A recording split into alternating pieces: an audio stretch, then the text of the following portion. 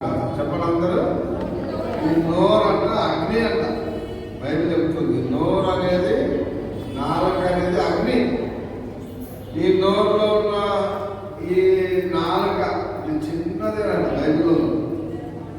ఈ నాలుక అగ్ని ఒకవేళ ఈ అగ్ని 100 గుడిసెలు ఒక గుడిసె ఒక్క నిప్పు పెట్టేసినాం అనుకో, ఏమైపోతాయి? అన్ని కాలిపోతాయి.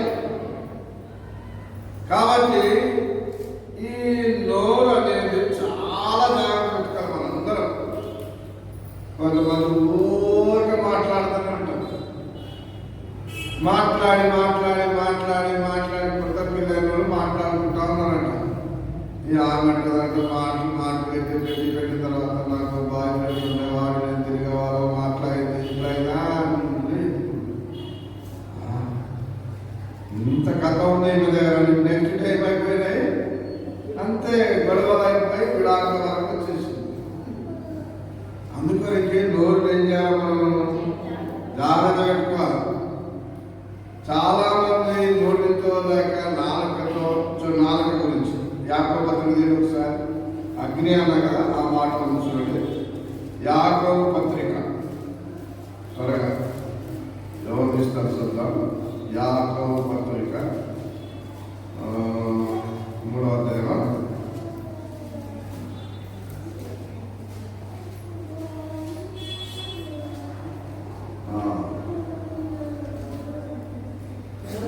3వ అధ్యాయము 5వ వచనం.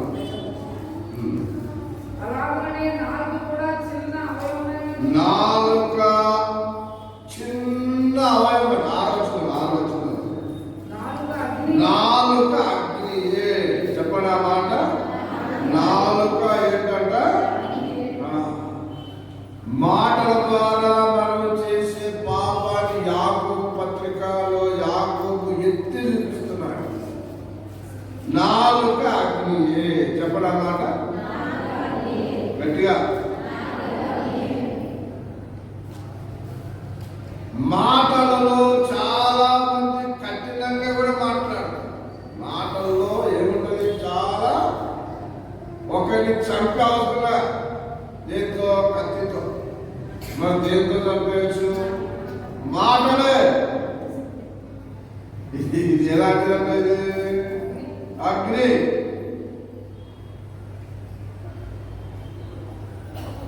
ఈ మాటలలో అబద్ధాలు, మాటలలో మోసం, మాటలకి ఏదైనా అన్ని దేంట్లో ఉండే మాటల్లోనే, అంటే నోటితో ఉన్నాయి.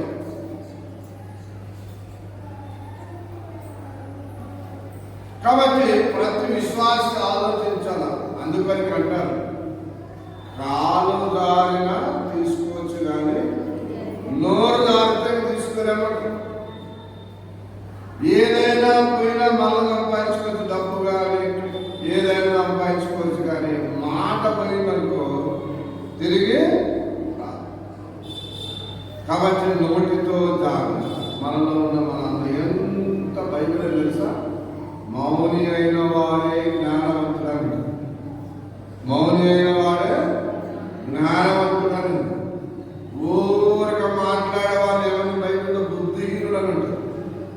ఊరికి మాట్లాడేవాడు భక్తిహీనుడు అని ఉంటారు. ఊరికి మాట్లాడేవాడు వీపుకి ఏం తెచ్చుకుంటాడు? వెరీ గుడ్ అమ్మగారు ఎక్కువ కొట్టలేదు, ఎక్కువ కొట్టలేదు. అంటే మన ఊరికి మాట్లాడడం ఎక్కువ మాట్లాడడం చాలా సంతోషంగా. అంటే మామూలు లోకంలో ఊరికి మాట్లాడుతూ ఉంటే బైబిల్ చెప్పిన మాట. కాబట్టి నాలుక ఏంటంట? అగ్ని. 2వ కొరింథీ ఒకసారి 2వ కొరింథీ 10వ అధ్యాయం 5వ వచనం ఒకసారి. ప్రతి ఆలోచన కూడా చాలా జాగ్రత్తగా ఆలోచించి మాట్లాడాలి. 2వ కొరింథీ 10వ అధ్యాయం 5వ వచనం. మన పరిశుద్ధాత్మ దేవుడు మన నాలుకను స్వాధీనములో ఉంచుతాడు. చదవలేదమ్మా? 2వ కొరింథీ 10వ అధ్యాయం 5వ వచనం.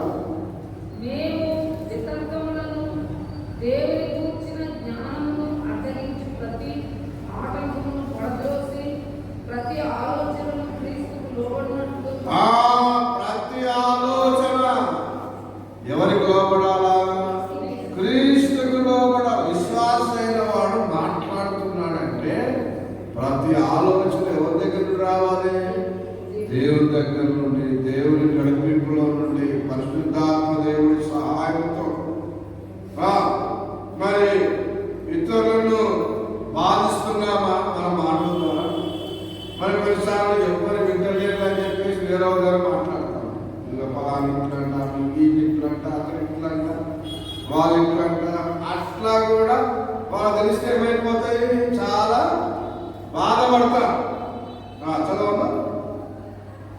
ప్రతి ఆలోచనను క్రీస్తుకు లోబడినట్టు చెరపట్టి మీరు సంపూర్ణ విధేయతను కనుపరిచినప్పుడు సమస్తమైన అవిధేయతకు ప్రతిదండన చేయ సిద్ధపడిన సంగతులను పైపై కొంచెం సేపు చేతులు ముడుచుకుని పనుంటాడంట. అంటే ఉన్న పనిని చెయ్యడు, చేయవలసిన దాన్ని కూడా ఇంకా ముగించడు. ఏదైనా పని ప్రారంభించాడు కానీ ఏం చేయడు, దాన్ని ఇంకా ముగించాడు. ఎవరు? సోమరుడు, నిద్రపోతు. తాను ప్రారంభించినది దానిని ముగించడండి. కొంతమంది స్టార్ట్ చేస్తారు కానీ దాన్ని ఏం చేయరు అంటే ఏముంది అతను ఆమెలో సోమరితనం, సోమరి. చూడండి 12 వచ్చిందమ్మా. కుటిలమైన మాటలు పలుకువాడు పనికిమాలిన వాడు దుష్టుడై ఉన్నాడు. కన్నుకి ఇవన్నీ రాస్తూ ఉన్నాడు. తర్వాత ఈ సోమరుడు బయలుడు కష్టం లేని పనించుకుంటాడు. నేను అక్కడ కూర్చుంటా, నేను చిన్న రాయకుండా రాస్తాను, టేబుల్ మీద కూర్చోంటా. అంటే ఏంటి? కష్టం లేని పనులే. ఎవరు? సోమరుడు. ఏ పని ఇష్టపడ్డు, తిండి మాత్రం బాగా తింటాడు. కాబట్టి పని ప్రారంభమైతే పని చేయడు, ఉన్నదాన్ని ముగించడు. ఇంకేంటి? సోమరుడు కష్టమైన పని అస్సలు చేయలే, అసలు ఎంచుకోడు. ఎవరు? సోమరితనము. కాబట్టి సోమరితనం అనేది మన కులకుడు, క్రైస్తవులకు, దేవుని బిడ్డలకు సోమరితనము ఉండకూడదు. సోమరి అనే మాట అందుకనికే 2 పేతురు 1:10 వచ్చిందని ఒకసారి 2 పేతురు 1:10 వచ్చింది.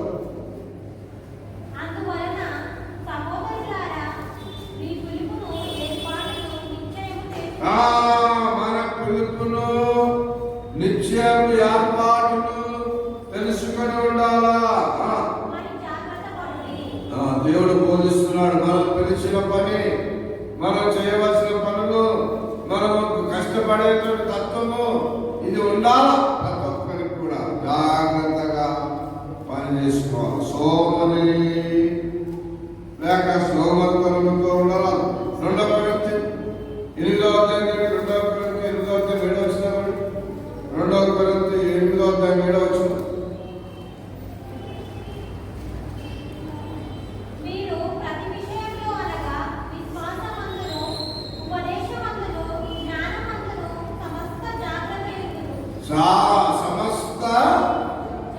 సమస్తమైన వారి విషయం ఎట్లా ఉండాలి?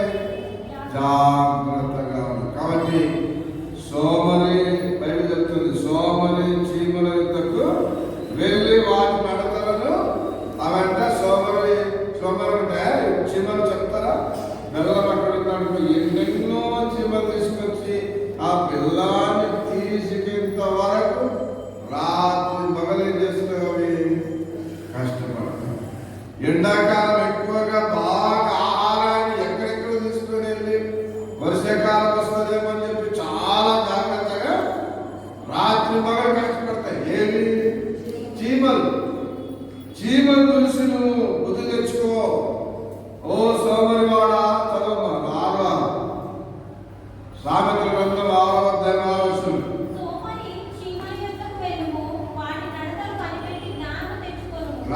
జ్ఞానం తెచ్చుకోను, వాటికి నాయకుడు లేడు, పైన వాళ్ళు అధికారం లేదు. ఎవరు? వేసవి కాలమందు ఆహారమును సిద్ధపరచుకుంటాయి, కూర్చుకొని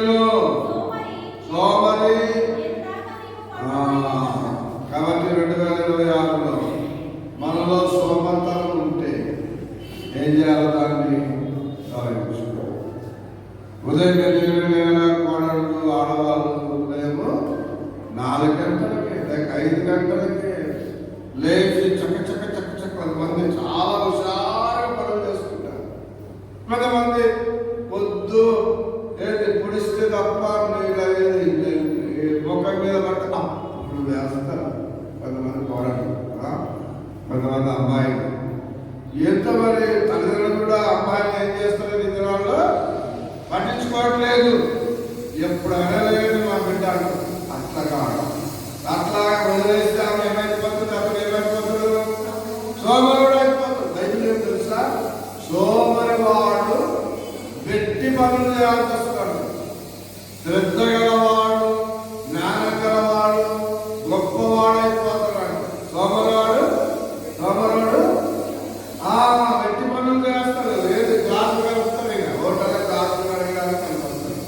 సోమరుడు ఏ ఉద్యోగంకి పనికి రాకపోతాడు.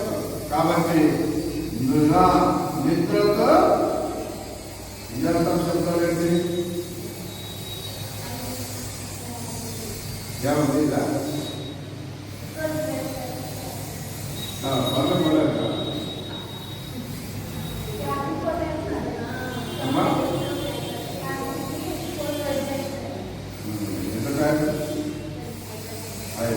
ఓకే, లాస్ట్ 6వ అధ్యాయము 24వ వచనం. నారితో జాగ్రత్త.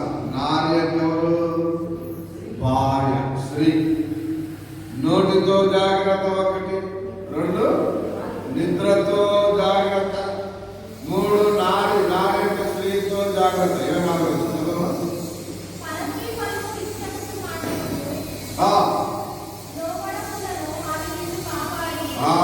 పరస్త్రీ ఇచ్చక మాటలు మాట్లాడుతారంట. హలో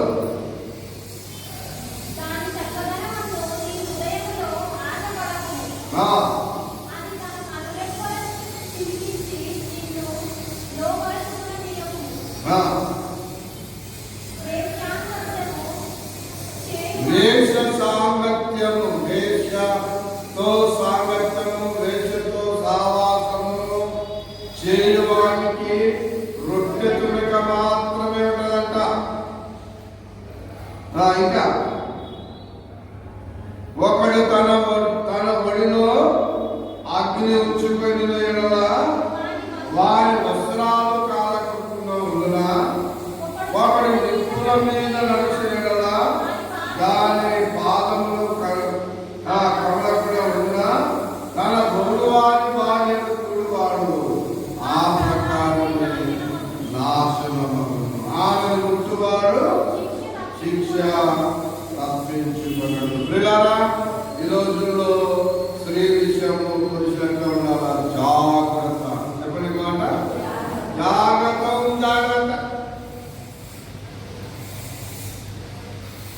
స్త్రీలు ఎక్కువ మంది అయిపోతున్నాడు భారతదేశంలో కూడా, పురుషులు తక్కువ మంది అయిపోతున్నారు.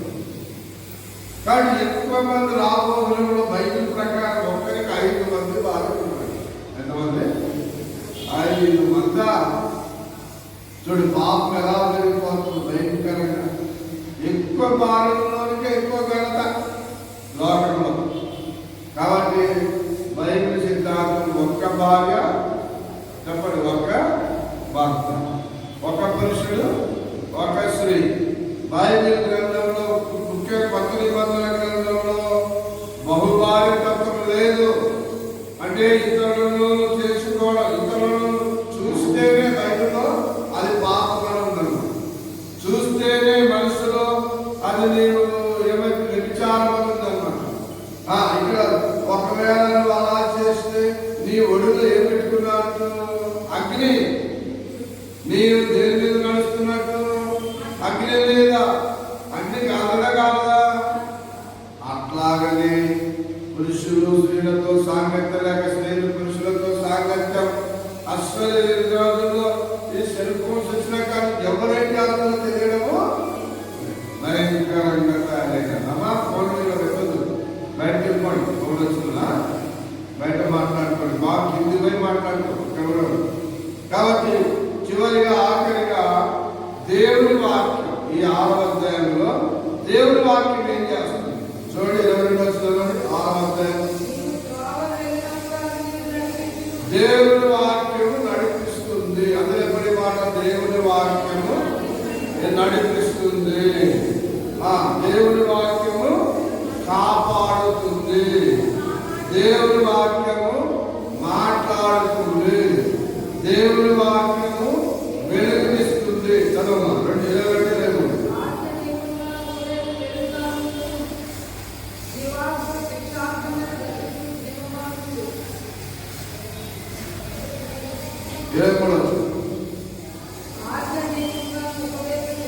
వెలుగు దేవుని వాక్యం 4 విషయాలు చేస్తుంది.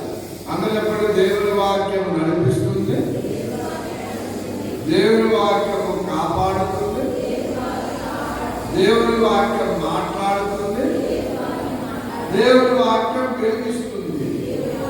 ఏమేం చేస్తున్నారు? మొదటిది నడిపిస్తుంది. దేవుని వాక్యం చదువుతా వింటా ఆలోచిస్తా ఉంది. రెండోది ఏం చేస్తుంది? కాపాడుతుంది. నేను పాపం చేయకుండా, నష్టం రాకుండా, ఆపద రాకుండా, మరణం రాకుండా దేవుని వాక్యం కాపాడుతుంది. మూడవది మాట్లాడుతుంది.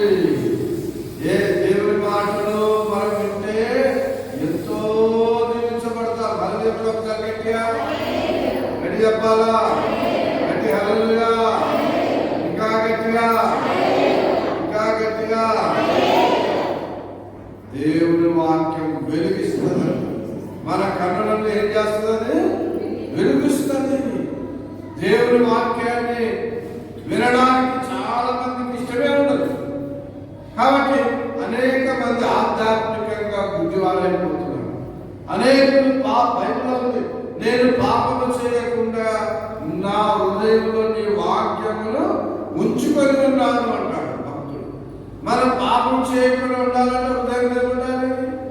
వాక్యము, వాక్యము నిన్ను చాలా నడిపిస్తుంది, కాపాడుతుంది, ఇంకేం చేస్తుంది?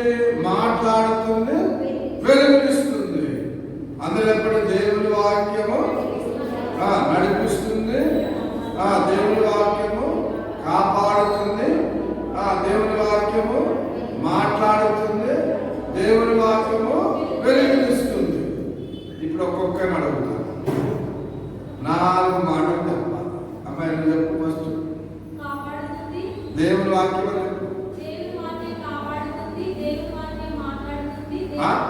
లాస్ట్ ముందు పెట్టి ముందు లాస్ట్ చేస్తా. చదువు చెప్పు. దేవుని వాక్యం నడిపిస్తుంది,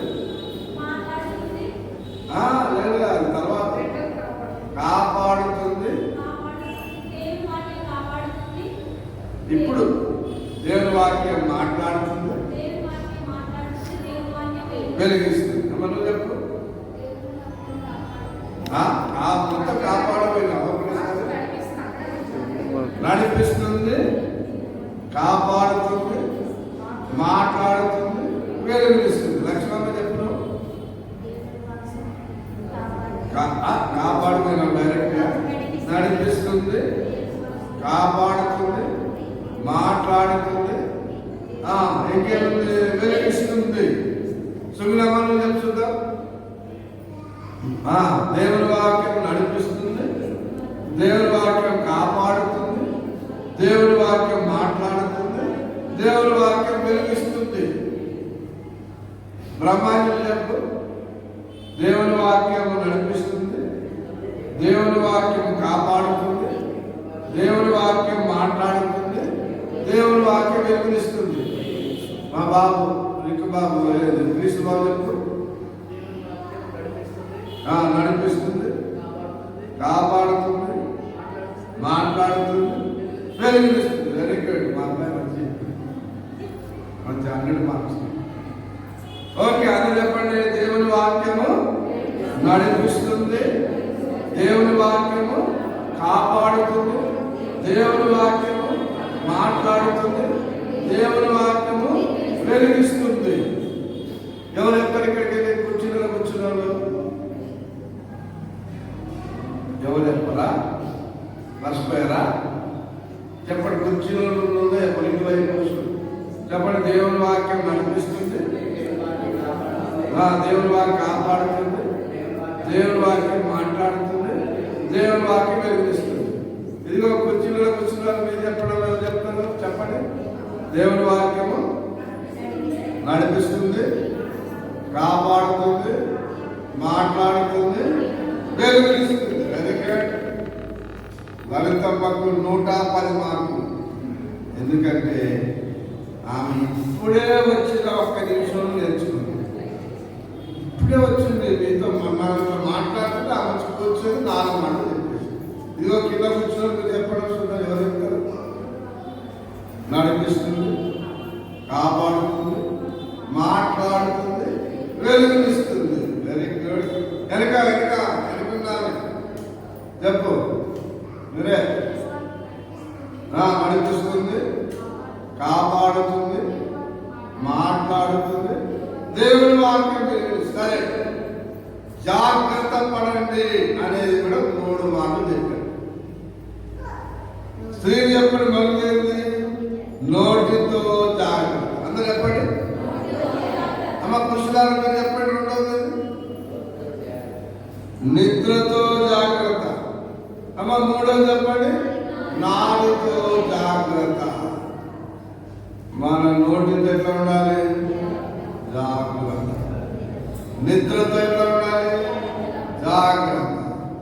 నాడి అంటే స్త్రీతో జాగ్రత్త. బైబిల్ గ్రంథంలో కూడా స్త్రీ అనేక నష్టాలు కలిగించింది. భయంకరమైన నష్టాలు. స్త్రీకి చాలా జాగ్రత్త. పురుషులు అంటే స్త్రీలు కూడా జాగ్రత్త ఉండాలి, పురుషులు కూడా జాగ్రత్తగా ఉండాలి. వాళ్ళే తక్కువ లేదు, వీళ్ళు తక్కువ లేదు. అందరూ ఏమంటారు? దొందు అంటే ఏమంటారు? దొందు అంటే ఏంటి? ఇద్దరు అలా అంటారే. అబ్బో, పురుషులేం తక్కువ లేదు, స్త్రీలేరు తక్కువ లేదు. వాళ్ళే వీళ్ళే. భయంకరంగా ఉంది లోకం. కాబట్టి 3 విషయాల్లో జాగ్రత్త పడండి. కుర్చీలో కూర్చున్న వాళ్ళ స్త్రీలు లోపల చెప్పడం 3 మాటలు. స్త్రీలు అమ్మ కింద కూర్చున్న చెప్పండి 3 మాటలు. నోటితో జాగ్రత్త, నిద్రతో జాగ్రత్త, నాలుగుతో జాగ్రత్త. అయ్యా పురుషులారా చెప్పండి చూద్దాం. నోటితో జాగ్రత్త, నిద్రతో జాగ్రత్త, నాలుగుతో జాగ్రత్త. మీరు మర్చిపోకుండా ఉండాలి అంటే ఇంటికి పోయి మీ ఆయనతో నువ్వు చెప్పు, మీరింటికి వెళ్ళి మీ భార్యతో పిల్లలతో మీరు చెప్పండి. మీ వాళ్ళతో ఎవరైతే కనపడ్డారో ఈరోజు ఏం విన్నారని ఏం చెప్పాలా? జాగ్రత్త అంట. దేనితో జాగ్రత్త? నోటితో జాగ్రత్త. నిద్రతో జాగ్రత్త, నాడితో జాగ్రత్త. దేవుని వాక్యం ఏం చెప్తుంది? దేవుని వాక్యం ఏం చేస్తుంది? దేవుని వాక్యము చెప్పండి నడిపిస్తుంది, కాపాడుతుంది, మాట్లాడుతుంది. ఈ వాక్యమే నన్ను ఏం చేస్తుంది? బ్రతికిస్తుంది. బాధల్లో మనకి ఏమిస్తుంది? నెమ్మది. వాక్యాన్ని ఎప్పుడు కూడా మరవరా. వాక్యం ఎక్కడ పెట్టుకోవాలంట? హృదయంలో. కొంతమందికి సినిమా పాటలు పాడుతున్నారు కానీ ఒక్క దేవుని పాట అంటే అంత మైండ్లో ఏమున్నాయి? సినిమా పిచ్చే ఉంది కానీ దేవుని వాక్యం అనేది అసలు లేనే లేదా. దేవుని వాక్యాన్ని కనుక ఈ బైబిల్ ఏం తెలుసా?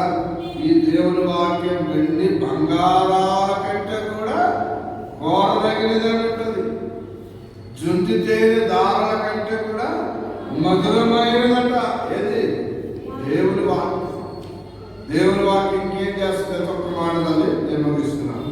19వ కీర్తన నేను ఒకసారి దేవుని వాక్యం ఏం చేస్తుంది మనకు? దేవుని వాక్యం 19వ కీర్తనలో ఒక మంచి మాట ఉంది చూడండి.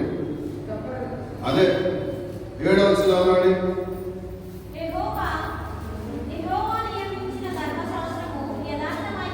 మైక్ చదువు.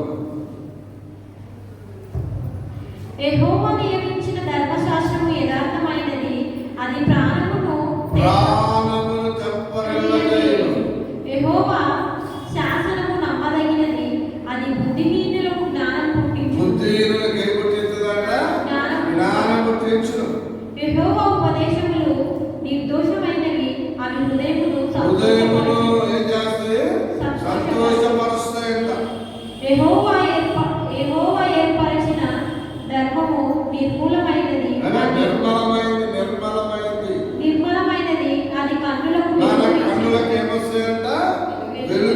నిలుస్తుందంట. యెహోవా ఎంతైనా భయము పవిత్రమైనది, అది నిత్యము నిలుచును. యెహోవా న్యాయ విధులు సత్యమైనవి, అవి కేవలము న్యాయమైనవే. అవి బంగారు కంటెను అందరూ చెప్పండి, బంగారు కంటెను చెప్పండి. విస్తారమైన మేలు బంగారు కంటెను చెప్పండి. మేలు బంగారు అంటే 24 క్యారెట్ బంగారం ఉంటుంది. దాని చాలా మేలు బంగారం. ఆ మేలు బంగారు కంటెను కోరదగినది. జుట్టు తేనె దారల కంటెను. తేనె కంటే లేదు, ఎవరు వేసినావా? తేనె కంటెను. తేనె. అబ్బా, తేనె ఎక్కడ ఉంటే అబ్బా. చిన్నప్పుడు ఏం చేసేవాళ్ళము? తేనెలు తాగి నెత్తి పూస్తే ఏమైపోతారు?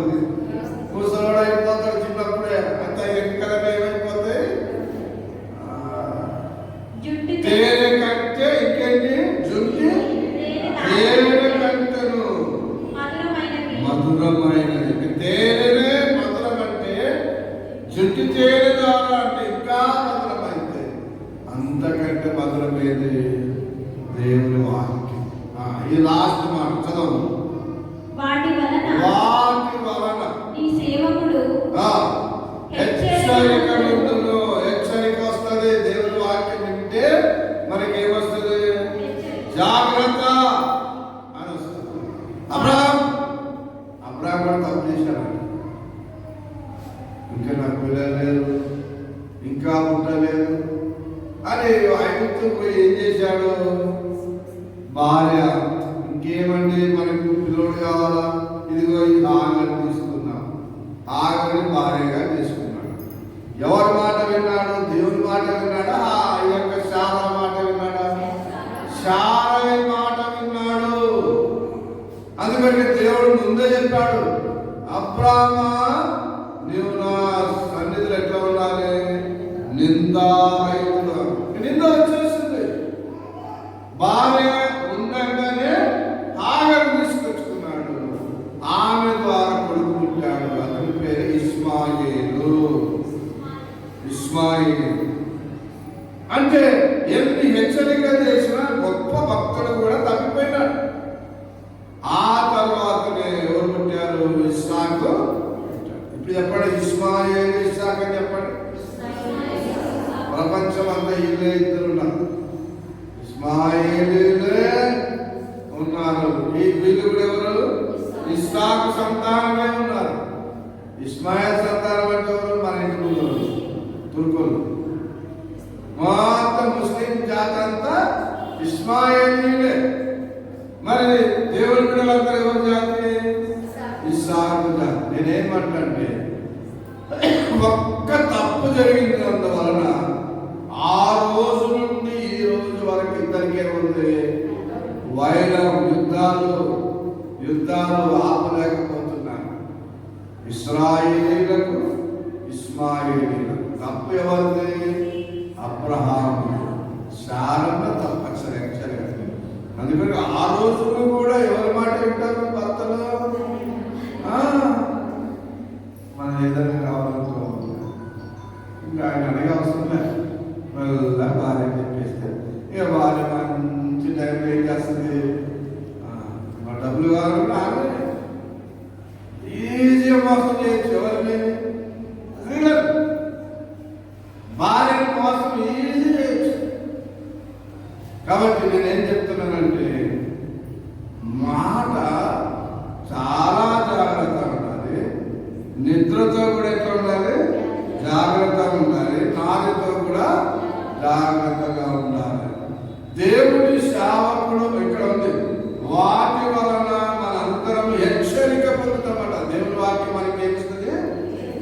వాటిని చెప్పండి. వాటిని గైకొనుట వలన గొప్ప లాభము కలుగును. ఈ మాట అందరూ చెప్పాలి. వాటిని గైకొనుట వలన గొప్ప లాభము కలుగును. వేటిని గైకొనుట వలన? దేవుని వాక్యాన్ని గైకొనుట వలన, దేవుని మాటలు వినటం వలన, దేవుని వాక్య ప్రకారం జీవించడం వలన ఏం కలుగుతుందంట? గొప్ప లాభం. లాభం అంటే కాదు, ఏంటన్నది గొప్ప లాభం కలుగుతుంది. కాబట్టి మనం ఏం కోరుకోవాలా? దేవుడి వాక్యాన్ని కోరుకోవాలి. ఇవి దేనికంటే కోరదగినవి? వెండి బంగారు, మేలు బంగారు కంటే కూడా కోరదగినవి. మీరు నిజంగా చెప్పండి, బైబిల్ ఇక్కడ పెట్టి ₹1,00,000 ఇక్కడ పెట్టి ఏది తీసుకుంటారంటే ఏది కోరుకుంటారు మీరు? నల్లట్ట బైబిల్. ఒక తండ్రి ఏం చేశాడంట, బైబిల్ని పెట్టి కుమారునికి గిఫ్ట్గా ఇచ్చి ఇంకా వెళ్ళాలన్నాడు. పెద్ద విదేశాలకు వెళ్ళు బాబు అని చెప్పి, ఇంకా వాడు మధ్యలో ఫోన్ చేస్తున్నట్ట, నాకేం కావాలి? డబ్బు కావాలి డాడీ అంటే. డాడీ చెప్తున్నట్ట, వాక్యం చదువుకోను ఆయన, నీకేది తక్కువ దేవుడు చెయ్యడు అని అంటే, ఎన్నిసార్లు చెప్పి ఇదే మాట అంటున్నాడు. వాక్యం చదువుకో, వాక్యం చదువుకో, వాక్యం చదువుకో. వాడు నాకు కోపం వచ్చి ఇంకా వెనక్కి వచ్చేసాడు. చదువు సంగతి అంతా వదిలేసి ఇంకా కోపంతో వచ్చేసి ఎన్నిసార్లు చెప్పి ఏమంటున్నాడు డాడీ? వాక్యం చదువుకో, బైబిల్ చదువుకో అంటున్నాడు అని కోపంతో ఇంటికి వచ్చి డోర్ గట్టి కొట్టేశాడు. కానీ డాడీ లోపలే ఉన్నాడు. ఏట్లా వచ్చేసినావు విదేశం నుండి అంటే, ఇంకేమి ఎన్నిసార్లు డబ్బులని నువ్వు ఏమంటున్నావు? బైబిల్ చదువుకో, వాక్యం చదువుకో, వాక్యం ఏం చదువుకో, వాక్యం చదివితే డబ్బులు వస్తాయా అలాంటి? వాళ్ళ డాడీ పక్కన నవ్విందంట. ఏంటి మా డాడీ నేను ఇంత సీరియస్ ఉంటే, అరే నేను ఇచ్చిన బైబిల్ ఎక్కడ ఉందో ఇది ఇక్కడ చూడు అని పడేస్తున్నాను. బైబిల్ జిప్పు తీస్తే ఒక్కొక్క కవర్ ఒక్కొక్క పేజీకి డబ్బు పెట్టాడంట వాళ్ళ డాడీ. వాడు ఎప్పుడు కూడా ఏం చేయలేదు, బైబిల్ ఓపెన్ చేయలేదంట. దాన్ని డబ్బు పెట్టి ఎప్పుడో డబ్బులు మా కొడుకు ఒకవేళ తీసి బైబిల్ చదువుతాడేమో, అందులో ఏం పెట్టాడు? ఒక్కొక్క పేజీకి ₹500, ఒక్కొక్క పేజీకి మొత్తం బైబిల్ అంతా పెట్టి పంపించాడంట. అలా ఉంటే కొంతమంది ఏం చదవరు? బైబిలే చదవరు. ఒక ముసలామె ఇలాగే చేసింది. బైబిల్ చదవడం చాలా రోజులు అయిపోయిందంట, మూల పడేసిందంట. పాస్టర్ గారు వచ్చారమ్మ బైబిల్ చదవమంటే, అబ్బా నాకు చాలా రోజుల నుండి నాకేం లేకుండా అయిపోయినాయి, అర్థాలు లేకుండా అయిపోయినాయి, ఇంకే చదివితే పాస్టర్ గారు మీరు ప్రార్థన చేసేది అంటున్నాను. తెచ్చుకోమాట బుడ్డ ఏమంటాను, దుమ్ము దులిపి తీసుకొచ్చిందంట. తీయమ్మ 23వ కీర్తన చదువు అంటే తీస్తే అక్కడే ఉన్నాయి డబ్బులు. అంటే ఆమె ఏం చేయలేదు, దాంట్లో పెట్టి మరిలో చెప్పేసి నా తల్లి అని చాలా రోజులు వెతుకుతుందంట. అట్లాగా కొంతమంది దేవుని వాక్యం ఏం చేయరు, చదవరు. ఇక్కడ ఏమందంటే వాటిని గైకొనటం వలన గొప్ప లాభం కలుగునట. దేవుని వాక్యాన్ని మనం గైకొంటే, వాక్య ప్రకారం నడిస్తే ఏం లాభం కలుగుతుందంట? గొప్ప లాభం. అందరూ కళ్ళు మూసుకుని తలలు వచ్చండి, అందరూ కళ్ళు మూసుకున్నారు. చిన్న పాట పాడిన అమ్మాయిలు తర్వాత ఎవరైనా ప్రార్థన లేక ఆరాధన చేస్తే ప్రభు వల్ల చేసి ముగిస్తాం. చిన్న పాట పాడిన